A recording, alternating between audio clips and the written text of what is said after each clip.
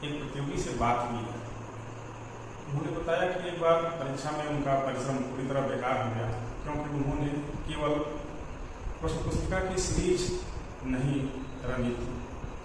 इस वजह से वो बहुत अच्छा करके भी असफल रहे। इसलिए भले ही आप लोग एक प्रश्न कम हल करें, लेकिन आप लोग अपना विवरण जो है वो सबसे पहले विधिवत देख लें। और देखने में आता है कि बहुत सारे प्रतियोगी परीक्षा के समय एकदम पहुंचते हैं। आप जो समय निर्धारित हो उतने समय में पहले पहुंच जाइए, ताकि आपको आंसर शीट को समय से भरने में के लिए समय मिल सके। समय से आप भर लेंगे तो कोई भी चीज़ छूटेगी नहीं, और प्रश्नों को हल करने के बाद एक बार अपना विवरण जरूर चेक करना कि आपने इसे सही भरा है या नहीं। आज हम लोग अर्थशास्त्र में अनुमान वक्र विश्लेषण का अध्ययन करेंगे, और जो देखेंगे कि अनुमान वक्र कैसे कार्डिनल अप्रोच से, यानी कि गणवाचक उपयोगिता विश्लेषण से कैसे बेहतर है, हम आज उसी का विश्लेषण करेंगे। अनुमान वक्र विश्लेषण बनाने से पहले हम उसकी दो बेसिक मान्यताएं ले लेते हैं कि यहाँ अब एक वस्तुओं का नहीं, कम से कम दो वस्तुओं का उपभोग होगा, और जिन भी वस्तुओं का उपभोग होगा कुछ न कुछ मात्रा दोनों की उपभोग की जाएगी। तो ये पहली मान्यता। दूसरी ये है कि अनुमान वक्र कभी भी अक्षों को टच नहीं करते। तो फिर हम शुरू करते हैं। अनुमान वक्र सामान्यतः इस आकार के होते हैं, यानी ऊपर से नीचे गिरते हुए ढाल के। ऐसा इसलिए होता है, हम इस बारे में बात करते हैं। आपने ये देखा है गणवाचक विश्लेषण में कि उसमें सीमांत उपयोगिता घटती जाती है। यहाँ दोनों अक्षों पर वस्तुएं होंगी, एक पर x वस्तु होगी और एक पर y वस्तु होगी, और दोनों वस्तुओं की एक पर वस्तु की मात्रा, दूसरे पर उसकी उपयोगिता होगी, और दूसरे वस्तु की मात्रा दूसरे उसके सामने वाले अक्ष पर उसकी उपयोगिता होगी। यानी कि यहाँ हम देखेंगे कि कैसे एक वस्तु की मात्रा जब बढ़ाई जाती है तो दूसरे वस्तु की मात्रा को घटाना पड़ता है। अनुमान वक्र का नाम इसलिए पड़ा है अनुमान वक्र, क्योंकि यहाँ उपभोक्ता अनुमान या उदासीनता की स्थिति में होता है, क्योंकि इसकी मान्यता यही है कि उस पर उपयोगिता स्थिर रहती है। हम परिभाषा भी इसकी करेंगे, लेकिन परिभाषा करने से पहले इसकी कुछ बेसिक्स बता दें जो आपके गणवाचक अप्रोच से आया है, यानी गणवाचक विशेषताओं से आया है। इसमें भी हम सीमांत उपयोगिता की बात करेंगे, क्योंकि कहीं ना कहीं हम उसको आधार पर लेकर चलेंगे। यह विश्लेषण हिक्स-एलन का है, जो मार्शल के विश्लेषण की आलोचना पर आधारित है कि कोई भी उपभोक्ता संख्या में जीकर नहीं बता सकता कि उसे किस वस्तु से कितनी मात्रा में उपयोगिता मिल रही है, या कितने रुपए के बराबर या कितने यूनिट्स के बराबर उपयोगिता मिल रही है। कोई भी उपभोक्ता यह नहीं बता पाएगा, लेकिन फिर भी यह हम मान के चलते हैं कि जब हम आप वस्तुओं का उपभोग करते हैं तो वस्तुओं का कौन सी इकाई आपको ज्यादा उपयोगी लगी और कौन सी इकाई कम उपयोगी लगी। तो हम यह मान के चलते हैं कि दो वस्तुएं हैं, ये दोनों स्थानापन्न हैं, लेकिन पूर्ण स्थानापन्न नहीं। पूर्ण स्थानापन्न की दशा में, पूरक की दशा में, ये हम आगे बताएंगे, लेकिन पहले इसको शुरुआत करते हैं। तो जो अनुमान वक्र होगा, इसमें एक पर y अक्ष पर और इस पर x वस्तु होगी। जब हम देखते हैं कि y वस्तु की मात्रा बहुत ज्यादा है, उसकी उपयोगिता कम है, और x वस्तु की मात्रा जब ज्यादा है तो उसकी उपयोगिता बहुत कम है। यहाँ एक वस्तु की मात्रा घटाते हैं तो दूसरे वस्तु की मात्रा बढ़ती जाती है। किस दर से बढ़ेगी, उस दर को क्या कहेंगे, ये सब भी आपको बताया जाएगा, और इसकी सहायता से उपभोक्ता संतुलन में कैसे होगा यह भी बताया जाएगा, और आगे के बहुत सारे सैद्धांतिक विश्लेषण अनुमान वक्र पर आधारित है, ये भी बताया जाएगा। तो अनुमान वक्र इसे इसलिए कहा जाता है कि उपभोक्ता इसमें से किसी भी संयोग को, वो यहाँ रहे या यहाँ रहे या यहाँ रहे, किसी भी संयोग को जब वो पाता है तो वो किसी को वरीयता नहीं देता है, सबको एक समान मान के चलता है, किसी को अधिमान नहीं देता, बल्कि सभी अनधिमान की दशा में होता है। इसीलिए इसका दूसरा नाम उदासीनता वक्र भी है, या अनधिमान। इस पर यूटिलिटी यानी टोटल उपयोगिता स्थिर रहती है। तो हम परिभाषा करने की स्थिति में आ गए हैं। अनधिमान वक्र दो स्थानापन्न वस्तुओं के विभिन्न संयोग बिंदुओं का बिंदुपथ होता है जहां से या जिनसे उपभोक्ता को एक समान उपयोगिता प्राप्त होती है। यानी इस पूरे वक्र पर उपभोक्ता को एक समान उपयोगिता प्राप्त होती है। अब हम आते हैं कि वह किस दर से एक वस्तु दूसरी वस्तु में बदलेगा। हमने आपको पहले ही बताया था कि ये मार्शल के दृष्टिकोण की आलोचना करते हैं। तो यहाँ सीमांत उपयोगिता उपभोक्ता नहीं बताता है, बल्कि हिग्स साथ कहते हैं हम उपभोक्ता से पूछकर ही जान सकते हैं कि वह एक्स की एक अतिरिक्त मात्रा प्राप्त करने के लिए वाई की कितनी मात्रा छोड़ने को तैयार होगा, और इसे ही प्रतिस्थापन की दर कहते हैं। तो इस वक्र के ढाल को हम मार्जिनल रेट ऑफ सब्स्टिट्यूशन यानी प्रतिस्थापन की समान दर बिटवीन एक्स एंड वाई कहते हैं। यह जो होता है इसके ढाल को व्यक्त करता है। तो ढाल की जब बात आती है तो हम स्पर्श रेखा की भी बात कर सकते हैं। स्पर्श रेखा जब इसके किसी बिंदु पर स्पर्श रेखा खींचेंगे तो वह इसके ढाल को बताएंगे, यानी कि यह दर किस बिंदु पर कितनी होगी, यह दर मार्जिनल रेट ऑफ सब्स्टिट्यूशन किस बिंदु पर कितनी होगी वह इसके ढाल से बताएगी। और यह ढाल भी बताएगा कि कहाँ मार्जिनल रेट ऑफ सब्स्टिट्यूशन ज्यादा है, कहाँ मार्जिनल रेट ऑफ सब्स्टिट्यूशन कम हो रहा है। तो इस तरह से निश्चित है इस बिंदु पर ज्यादा है और इस बिंदु पर कम है। मार्जिनल रेट ऑफ सब्स्टिट्यूशन को हम बताने के लिए शायद ही आपको बताते हैं। तो लेकिन मार्जिनल रेट ऑफ सब्स्टिट्यूशन का जो सूत्र है वह है मार्जिनल यूटिलिटी ऑफ एक्स बटे मार्जिनल यूटिलिटी ऑफ वाई, यानी दोनों की सीमांत उपयोगिताओं के अनुपात को मार्जिनल रेट ऑफ सब्स्टिट्यूशन कहते हैं। मार्जिनल रेट ऑफ सब्स्टिट्यूशन यानी प्रतिस्थापन की सीमांत दर दोनों वस्तुओं के बीच कितनी होगी, वही है कि एक अतिरिक्त इकाई पाने के लिए एक वस्तु की, यानी यहाँ मान सकते हैं कि एक्स की एक अतिरिक्त इकाई पाने के लिए वाई की कितनी उसे छोड़ना पड़ रहा है, इसे मार्जिनल रेट ऑफ सब्स्टिट्यूशन कहेंगे। ये जो मार्जिनल यूटिलिटी है ये कहीं न कहीं मार्जिनल के अप्रोच से आई है, लेकिन ये हम क्रमवाचक में आएंगे यानी हिग्स आयरन के विश्लेषण में तो पाएंगे कि यह दर कुछ हम इस तरह से स्थापित कर सकते हैं, यानी कि सारणी बनाकर हम इसे देखते हैं। तो संयोग होगा एक्स की मात्रा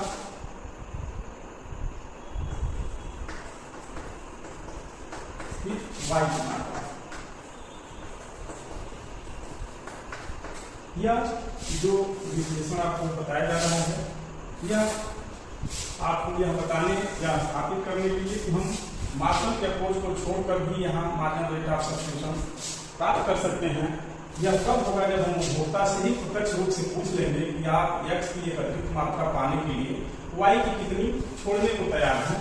तो A B C D E ये 5 संयोग हैं और एक्स की ये 2 3 4 5 हैं। अब वाई की भी उसके पास कुछ चीजें हैं। मान लीजिए जब एक्स की एक बिंदु 12 वाई की थी, एक्स की 2 है तो 8 वाई की है, फिर 3 है तो इसकी 5 है, 4 है तो इसकी 2 है, 3 है और फिर 2 है। और इसमें मार्जिनल रेट ऑफ सब्स्टिट्यूशन आराम से निकाल सकते हैं कि एक एक्स 1 से 2 होने के लिए इसकी 4 इकाइयां छोड़ रहा है तो यहाँ 4 है। मार्जिनल रेट ऑफ सब्स्टिट्यूशन 4 है, यानी कि अनुमान वक्र के ऊपरी भाग में निश्चित है समान प्रतिस्थापन की दर ज्यादा होगी। ये आपको इस रेखा का ढाल स्पर्श रेखा का ढाल बता रहा है। फिर इससे 2 से 3 होने में इसे 3 का त्याग करना है, 3 से 4 होने में इसे 2 का त्याग करना है, 4 से 5 होने में आपको 1 त्याग करने को तैयार हो रहा है। आप यहाँ देखेंगे कि एक्स की मात्रा तो बढ़ रही है और एक्स की मात्रा को बढ़ाने के लिए ये क्रमशः वाई की कम मात्राएं त्याग करने को उपभोक्ता तैयार हो रहा है। इसका कारण यह है कि जब उपभोक्ता के पास किसी एक वस्तु की मात्रा घटती जाती है तो उसकी उपयोगिता बहुत ज्यादा हो जाती है और इसी उपयोगिता के बढ़ने के कारण वह अगली इकाई पाने के लिए जो छोड़ रहा है उसकी लगभग अंतिम इकाइयों में से कम इकाई त्याग करने को तैयार होता है। आप ऐसे समझ सकते हैं कि जब आपके पास किसी चीज की कम मात्रा रह जाती है तो उसमें से कोई एक इकाई त्याग करने में आपको अधिक त्याग करना पड़ता है, इसीलिए अंतिम इकाइयों को वह कम त्याग करके इसकी एक इकाई अतिरिक्त प्राप्त कर रहा है, जबकि पहले जब था तो 4-3 भी त्याग कर रहा था। तो इस तरह मार्जिनल रेट ऑफ सब्स्टिट्यूशन पहले ज्यादा होता है, फिर धीरे धीरे कम हो जाता है। और इसी तरह से इधर से भी आप कल्पना कर सकते हैं, आप व्याख्या कर सकते हैं। अब हम अनुमान वक्र एक तरह से प्राप्त कर चुके हैं। इसका आकार नीचे की तरफ झुकता हुआ और ढाल वाला होता है, नीचे की तरफ ढाल वाला मुड़ता हुआ होता है, इसे परवलयाकार कर सकते हैं होता है। इसकी विशेषता यह है कि यह पूर्ण स्थानापन्न नहीं, पूर्ण स्थानापन्न होता, मैंने आपको पहले बताया था, पूर्ण स्थानापन्न होता तो एक सीधी रेखा का ढाल बनता, ये एक सीधी रेखा का अनुमान वक्र बनता जो कि पूर्ण स्थानापन्न की स्थिति में होता है। पूर्ण स्थानापन्न की स्थिति में आप चाहते तो किसी एक वस्तु का ही उपभोग कर सकते थे, तब यहाँ आपको इतने विश्लेषण की जरूरत नहीं पड़ती। दोनों वस्तुओं का उपभोग आप तभी कर रहे हैं जबकि वस्तु में पूर्ण स्थानापन्न नहीं है। पूर्ण स्थानापन्न होती तो आप किसी एक का भी उपभोग कर सकते थे। तो इस आकार का अनुमान वक्र बनता है। इसकी 4 विशेषताएं होती हैं। नंबर 1, इसका ढाल नीचे की तरफ होता है, यानी यह नीचे की तरफ होता है। नीचे की तरफ वाला ढाल यह बताता है कि जब एक वस्तु की मात्रा घटती है तो दूसरे वस्तु की मात्रा बढ़ती है और प्रतिस्थापन की दर क्रमशः घटती जाती है, यानी कि इसकी ढाल जो है एक समान नहीं रहेगी बल्कि क्रमशः घटती जाएगी। दूसरा जो है, दूसरी विशेषता यह है कि यह मूल बिंदु के प्रति, यानी ये मूल बिंदु है, इसके प्रति उन्नतोदर उत्तल होता है। इसका आकार सीधा या इस तरह का नहीं होता है। इसका कारण यह है कि ये घटती हुई सीमांत प्रतिस्थापन की दर को प्रदर्शित करता है। तीसरी विशेषता यह है कि यह इसके जो दो अनुमान वक्र हैं एक दूसरे को नहीं काटते हैं, क्योंकि आपने ये देखा है यह एक स्थिर उपयोगिता स्तर को प्रदर्शित करता है। उपभोक्ता के लिए यह एक स्थिर उपयोगिता स्तर को प्रदर्शित करता है, जहां जिसके प्रत्येक बिंदु को उपभोक्ता उदासीन होता है, यानी उसे ये बिंदु मिल जाए या ये बिंदु मिल जाए या ये बिंदु मिल जाए, उसे कोई फर्क नहीं पड़ेगा, तो इसलिए उदासीन होता है। और इसके ऊपर वाला जो चौथी विशेषता है, इसके ऊपर वाला ऊंचे अनुमान वक्र को दिखाता है। तो जब ये दूसरे को काट रहे हैं तो एक जगह ये ऊंचा है, दूसरे जगह एक जगह ये ऊंचा है, दूसरी जगह ये नीचा हो गया, यही अनुमान वक्र यहाँ नीचे आ गया, इसलिए यह एक दूसरे को कभी नहीं काटते हैं। काट देंगे तो इस ये जो संगतता की मान्यता है, यानी ये ग्रेटर देन बी, तो नेवर बी ग्रेटर देन ए, ये नेवर कभी नहीं हो सकता, इस मान्यता का उल्लंघन हो जाएगा। तो इस तरह से ये 4 विशेषताएं हैं, यानी कि ये घटती हुई ढाल वाला होता है, मूल बिंदु के प्रति उत्तल होता है, एक दूसरे को नहीं काटते हैं और ऊंचा अनुमान वक्र ऊंचे उपयोगिता स्तर को दिखाता है। इसको स्थापित करने के लिए आप बना सकते हैं, यह जो ये बिंदु है यह O(y1) मात्रा और O(x1) मात्रा xy को प्रदर्शित करता है, लेकिन जो ऊंचा अनुमान वक्र है इस पर जाने के लिए कम से कम किसी एक वस्तु की मात्रा आपको बढ़ानी होगी। मान लेते हैं कि आप x की x2 मात्रा लेकर इसे प्राप्त करते हैं, यानी ऊंचा उपभोग स्तर आपके ऊंचे कल्याण स्तर को या ऊंचे उपयोगिता स्तर को प्रदर्शित करता है। तो इस तरह वो अनुमान वक्र की 4 विशेषताएं आपको बता देंगे। आपको इसमें जो कक्षा के लिए सूत्र मिलता है वो ये है कि marginal rate of substitution between x and y equal to p marginal utility of x बटे मार्जिनल यूटिलिटी ऑफ y। ये परीक्षा के लिए आपको सूत्र मिलता है, तो देखेंगे। हाँ, अब हम आते हैं उपभोक्ता का संतुलन किस बिंदु पर होगा। उपभोक्ता का संतुलन केवल इसके अनुमान वक्र के आधार पर नहीं होगा, बल्कि उसके लिए उसकी आय का स्तर भी देखना होगा। तो हम ये मानते हैं कि उपभोक्ता के पास मौद्रिक मात्रा m है, x और y वस्तुएं दी गई हैं, तो उनकी कीमत क्रमशः px है और py है। तो इसकी सहायता से हम एक बजट रेखा खींचेंगे। उपभोक्ता अपनी कुल मौद्रिक आय को यदि x पर खर्च करता है तो मान लेते हैं इतना क्रय करेगा, और उपभोक्ता यदि अपनी कुल मौद्रिक आय को y पर खर्च करता है तो इतना क्रय कर सकता है, यानी O y मात्रा y की और O x मात्रा x वस्तु की क्रय कर सकता है। इस पर हमेशा x वस्तु होगी और इस पर हमेशा y वस्तु होगी। बात का ध्यान रखिएगा, कहीं छूट भी सकता है। तो इस दोनों को मिलाने वाली रेखा को उपभोक्ता का बजट रेखा हम कहेंगे। ये हो गई उपभोक्ता की बजट रेखा और ये हो गया उपभोक्ता का बजट क्षेत्र। ये पूरा क्षेत्र उपभोक्ता का बजट क्षेत्र है। इसके अंदर का कोई भी बिंदु प्राप्त कर सकता है, इसके बाहर का बिंदु अपनी इस मौद्रिक आय पर प्राप्त नहीं कर सकता। जो भी मौद्रिक आय है इस मौद्रिक आय पर वो ये प्राप्त नहीं कर सकता। अब बजट रेखा में शिफ्टिंग हो सकती है, वो कब हो सकती है जब या तो x वर्ष की कीमत घट जाए या बढ़ जाए, या y वर्ष की कीमत घट जाए या बढ़ जाए, या उपभोक्ता की आय बढ़ जाए। आय बढ़ जाएगी और कीमतें अपरिवर्तित रहेंगी तो ऊपर की तरफ समानांतर रूप से शिफ्ट करेगी बजट रेखा, और किसी एक वस्तु की कीमत घटे या बढ़े तो बजट रेखा, मान लीजिए हम x वर्ष की कीमत को घटा रहे हैं, कीमत घटने पर वह x की ज्यादा मात्रा क्रय कर सकेगा, इसलिए बजट रेखा बाहर की तरफ शिफ्ट करेगी। और जब कीमत बढ़ जाए तो बजट रेखा अंदर की तरफ शिफ्ट करेगी, क्योंकि पहले से वह कम मात्रा क्रय कर सकेगा। तो ध्यान है कि कीमत घटने पर बजट रेखा बाहर शिफ्ट करेगी और कीमत बढ़ने पर बजट रेखा अंदर की तरफ शिफ्ट करेगी। अब y वर्ष के संबंध में भी ऐसे ही हम देख सकते हैं कि y वर्ष की कीमत जब घटती है, मान लीजिए मूल बजट रेखा है, y वर्ष की कीमत घटेगी, ये बजट रेखा इस तरह की हो जाएगी और कीमत बढ़ेगी तो ये बजट रेखा अंदर की तरफ शिफ्ट करके ये हो जाएगी। कारण इसका यही है कि y वर्ष की कीमत घटने पर y की उसी मौद्रिक आय में कुछ ज्यादा मात्रा क्रय कर सकता है और y की कीमत बढ़ने पर उसी मौद्रिक आय से वह कम मात्रा क्रय कर सकता है। तो ये हो गया बजट रेखा। बजट रेखा का जो मूल समीकरण होता है m बराबर px, यानी x की कीमत गुणे x वर्ष की मात्रा प्लस py इंटू y की मात्रा, इस तरह ही मूल होता है। इसको उलट पलट के तमाम समीकरण बना दिए जाते हैं और बनते हैं, जो कि आपको x px के रूप में होगा, py के रूप में होगा या y के रूप में हो, तो आप इसको देख सकते हैं पक्षांतर करके। तो हमारा जो ये बजट रेखा मिल गई और इस बिंदु को हम m बटे px कह सकते हैं और इस बिंदु को हम m बटे py कह सकते हैं। ये तब जबकि पूरी मौद्रिक आय y पर खर्च होगी और ये तब जब पूरी मौद्रिक आय x वर्ष पर खर्च होगी। लेकिन पहले ही मान्यता आपको ले ली गई है कि दोनों वस्तुओं की कुछ न कुछ मात्रा से क्रय करनी ही है। और हमारे पास निर्माण वक्रों का सेट हो गया। निर्माण वक्रों का सेट ये बताता है कि उपभोक्ता की प्रेफरेंस के अनुसार इसका निर्माण वक्र ये रहेगा।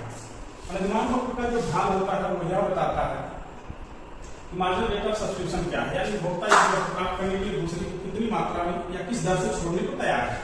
और इसका ढाल बताता है px अपॉन py को, px अपॉन py, यानी कि बजट रेखा का ढाल इनके मूल्य अनुपात को बताता है। अब जब दोनों एक साथ रखे जाएंगे बजट रेखा और, तो इस बिंदु पर उपभोक्ता का संतुलन होगा, यानी कि यहाँ marginal rate of substitution between x and y जो होता है उनकी मार्जिन उपयोगिता के बराबर और उनके मूल्यानुपात के बराबर होता है। इस तरह से यह संतुलन की शर्त हो जाती है जहाँ मार्जिनल रेट ऑफ सब्स्टिट्यूशन उनके सीमांत उपयोगिताओं और उनकी कीमतों के अनुपात के बराबर होता है। इस तरह उपभोक्ता का ये संतुलन बिंदु हो जाता है। तो प्रतियोगिता के दृष्टि से इतना संक्षिप्त विश्लेषण सही रहेगा। बाकी जो विद्यार्थी बीए के हैं वो इसको डिटेल में पढ़ सकते हैं, यदि कहीं कोई समस्या हो तो उसे फोन करके पूछ सकते हैं। अब हम चलते हैं इस पर कुछ, जैसे कीमत प्रभाव है, आय प्रभाव है और प्रतिस्थापन प्रभाव है, इसके बारे में कुछ चर्चा करते हैं। और फिर आप देखेंगे उसके लिए अलग से वीडियो बनाना पड़ेगा कि कीमत प्रभाव, आय प्रभाव और प्रतिस्थापन प्रभाव का योग होता है। कीमत प्रभाव, आय प्रभाव और प्रतिस्थापन प्रभाव का योग होता है। इसके लिए अलग से वीडियो बनाने पड़ेगी क्योंकि उसका थोड़ा लंबा होगा। तो हम इसको पहले बताते हैं और कुछ वस्तुओं के बारे में विश्लेषण करेंगे जो इनके आधार पर इनका वर्गीकरण किया जाता है। तो आपने ये देखा कि उपभोक्ता वहां संतुलन में होगा जहां किसी एक संभव उच्च अनुमान वक्र को उसकी बजट रेखा स्पर्श करती है, यानी एक ही बिंदु पर।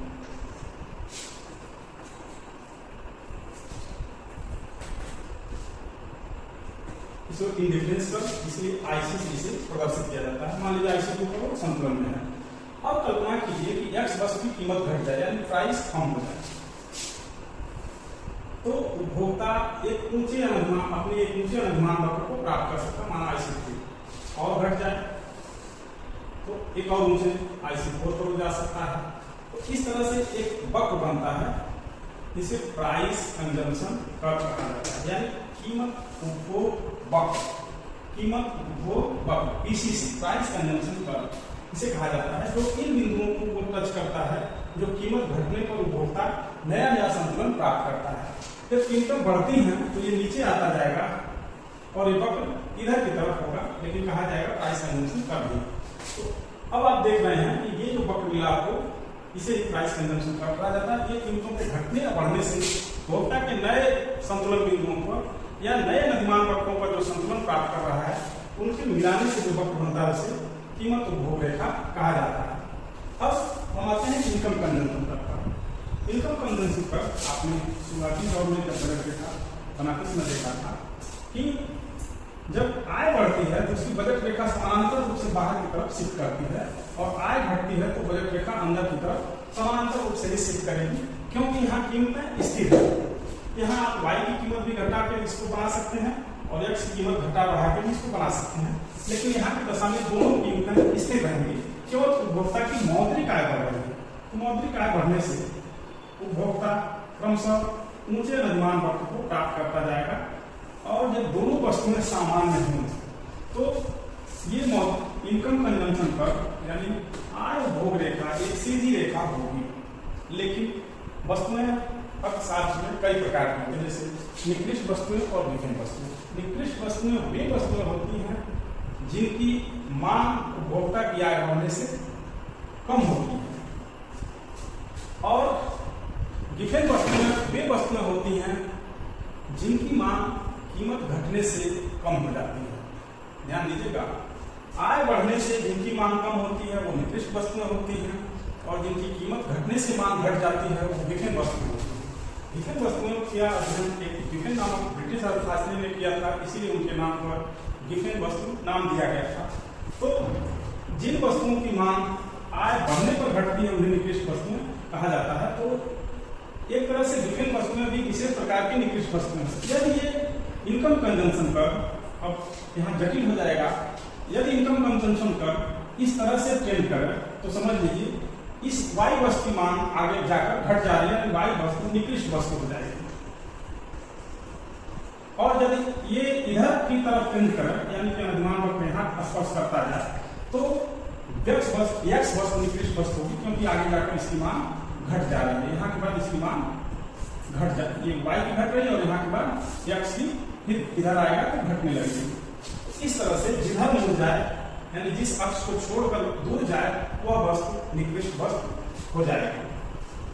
ठीक, अब हम बात करते हैं प्रतिस्थापन प्रभाव।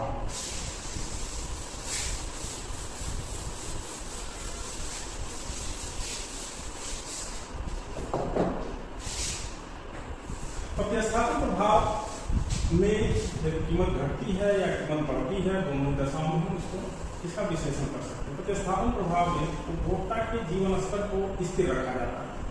मान लीजिए किसी वस्तु की कीमत घटती है, यानी x की कीमत घटती है, तो x की पहले से ज्यादा मात्रा हम क्रय कर सकते हैं। तो x की कीमत घटने से उपभोक्ता को अपनी आय का आभासी वृद्धि महसूस होगी, यानी आय से बढ़ी हुई महसूस होगी। ये U1 से U2 पर, या ये कहा जाए IC1 से IC2 पर चला गया, IC1 से IC2 पर वो चला गया, यानी पहले से ऊंचा हो गया। लेकिन उसके जीवन स्तर को बनाते हुए उसकी आय को इतना समानांतर रूप से घटाया जाए, इतना कम किया जाए कि अपने पहले वाले जीवन स्तर पर वो आ जाए, अपने पहले जीवन स्तर पर वो आ जाए। तो उपभोक्ता x की जो जहाँ x1 मात्रा खरीद रहा था, अब यह x2 मात्रा क्रय करने लगेगा। यहाँ से यहाँ तक का गमन इसे प्रतिस्थापन प्रभाव कहा जाएगा। यानी पहले y कितनी मात्रा क्रय कर रहा था, और y की कम मात्रा करेगा, x की ज्यादा मात्रा करेगा, क्योंकि x की कीमत घट गई है और तुलनात्मक रूप से इसे y की कीमत बढ़ी हुई लग रही है। तो हमको लग रहा है कि आप लोगों को मैं प्राइस कंजम्पशन पर, इनकम कंजम्पशन पर और प्रतिस्थापन प्रभाव समझाने में सफल रहा। जब कहीं कोई कंफ्यूजन होगा तो आप लोग कमेंट करके अवश्य पूछ लीजिएगा। ये वीडियो इतना ही। अगले वीडियो में हम आय प्रभाव, प्रतिस्थापन प्रभाव, कीमत प्रभाव, आय प्रभाव और प्रतिस्थापन प्रभाव का योग होता है, यह बताएंगे। धन्यवाद। उम्मीद है आपको वीडियो पसंद आई होगी। अपने अनुभव कमेंट के माध्यम से साझा करें। यदि कोई कमी हो तो उसे भी इंगित करें और चैनल को लाइक और सब्सक्राइब करें। धन्यवाद।